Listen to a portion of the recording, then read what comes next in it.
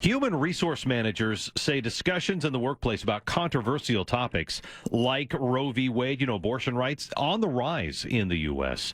We're joined on Portland's Afternoon News now by workplace expert Joel Patterson with the Vested Group.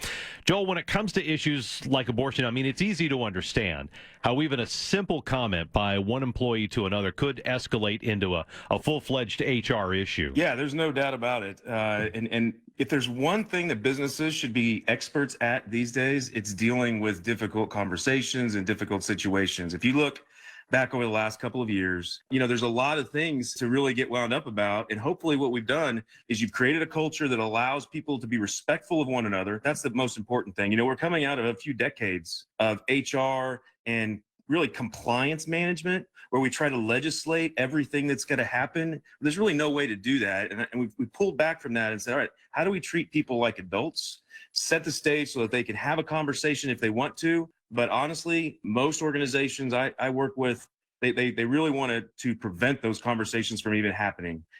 What do you think, though, about companies simply banning these conversations because they're so polarizing? Do you think there might be a legal issue there? There can be, because what it really can do is set you up for other areas. So if you're consistent across what you are not allowing people to communicate about, then that's fine. But if you decide because it's important to you that you can't talk about abortion or you can't talk about social activism, then you're going to run into some issues. I don't want to say that you have to have some exhaustive policy around it, but you need to have something to fall back on that makes sense for your organization, so that when you do have that conversation with somebody, you say, hey, this is really how we try to behave around here, and we need you to do that.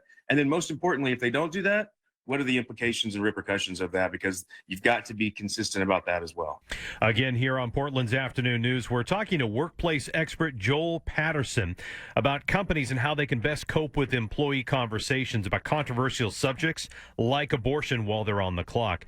So when you think about it, it seems like this kind of thing can not only lead to conflicts between employees, but it can also affect productivity and obviously a company's bottom line as well as their reputation. There's no doubt about it. Roe v. Wade is one thing, and that's going to create a really unique situation, because most people, the two things they don't want to talk about are religion and abortion, right?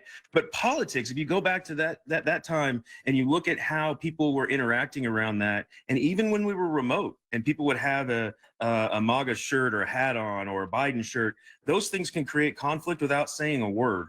So those are the other areas where you just got to, again, be consistent, treat people like adults, because sometimes people are doing that to be sensational, but sometimes, maybe they're not even aware. So have a conversation, start there, but make sure you have a policy. Joel, we're out of time, unfortunately, but thanks for making time to talk to us again here on Portland's Afternoon News. Thanks, Tim. Always a pleasure.